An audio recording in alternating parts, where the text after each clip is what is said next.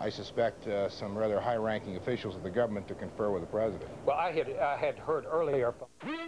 Now, 10 News continues with local coverage of the attack on America.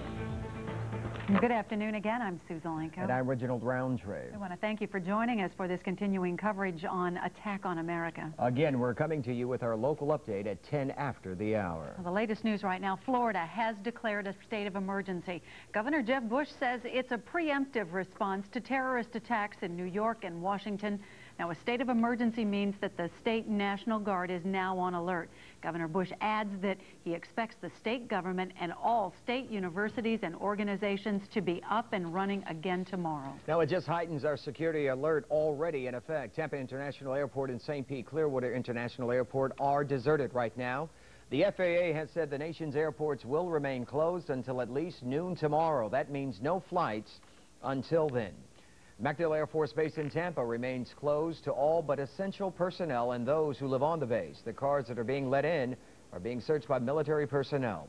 Now, this is all part of the heightened security at the base that went into effect soon after the first plane crashed into the World Trade Center in New York a little before 9 this morning. We're taking an awful lot of calls in the newsroom right now about local closures affecting schools, banks, traffic, malls. School officials in most counties say that classes will run as scheduled tomorrow. The latest list of other closures that we have so far is running at the bottom of your screen. Now, despite the fact that all flights have been grounded, emergency personnel from the Bay Area are on the move towards the hardest hit areas. 10 News reporter Dave Bowman joins us now live from Tampa with more on that. Dave? Reg, a couple of paramedics are headed to New York. They're part of specially trained crews. It was 5 years ago in the wake of the Oklahoma City bombing that Tampa decided it needed an urban search and rescue team, and people began training for a possible attack that could happen here. Well, the worst of it's obviously happened in New York, and right now a couple of men and their dogs are headed to New York to put that training to the test. It's going to be devastating when I get there, emotionally and difficult to work with. Any indication? Tampa paramedic Roger Picard and his dog Jesse have trained in urban search and rescue for 5 years. This morning, their moment arrives. He, Lieutenant Mark Bogish, and their dogs begin their journey to New York City, and what will no doubt be the largest urban search and rescue mission in history. I'm very scared. Got no problems with that. And I just want to be able to try to do the best for whoever we can help out up there. I pray, but mostly I know we've got a job to do. We're going to do it. Now, for them, getting to New York City will be a challenge because obviously the nation's airports have been shut down. Their plan was, as soon as they left Tampa, they took a van to Miami with the dogs. They're hoping that a military transport will get them to New York City.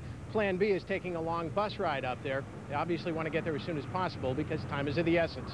Back to you, Reg. All right, Dave Bowman live for us in Tampa. Now, this is a day that we'll all remember forever, and the special editions of newspapers detailing the first moments of this tragedy are already rolling off of the presses. Now, this is a special edition of the St. Petersburg Times. It came out just moments ago. If you take a look, you'll see inside all of the events that have taken place over the past few hours, and probably one of the most chilling aspects of this report is if you look on the back of the paper. It shows a person actually jumping from the top of one of the World Trade Centers. It gives an example of the sheer desperation of some of the people that have been trapped inside of that building. Well, the hospitals in New York are describing their need for blood as beyond critical, and the Bay Area is responding. For more on that, we go live to Catherine Burst, live in South Tampa. Catherine? So I'm at the Home Depot on Dale Mabry, just south of Gandy, and take a look at how this line just snakes around here. You can see there is a tremendous outpouring of support from the community. Hundreds of people are in line waiting in the hot sun to give blood. These bloodmobile buses were originally at MacDill Air Force Base this morning, but about 10 they were told to move as the base tightened security. MacDill is traditionally a huge supplier of blood, but there's no doubt people from throughout the Bay Area will make that up today and then in the coming days. They just want to do what they can. And joining me now is Paige Sawyer, who works in Tampa. Paige, what brought you out today? What kind of emotions? Oh, terrible. Just we were sitting after leaving work. Our boss released us. We were watching TV, and we were trying to figure out something we could do that would keep us from being depressed and watching the TV. And So we called around to find out if we could give blood somewhere, and they told us to come out to Home Depot. Thank you for your time today. Now, right now, the blood that is given today is scheduled to stay right here in the Tampa Bay community, but talking to people in line, they don't seem to mind that as long as their blood helps someone. Back to you. Catherine Bush live for us in South Tampa. 10 News will bring you more local coverage of this devastating attack and its effects. Stay tuned for a 10 News special, Attack on America, full coverage starting at 5 p.m. Now again, we do have more information on our 10 News helpline. That phone number is on your screen, 727-576-WTSP. That's 576-9877. Right now, we'll return you to continuing coverage with Dan Rather and the CBS News, and we'll see you at 5 o'clock. We now return to CBS News for continuing coverage of Attack on America. Speaking of his brother,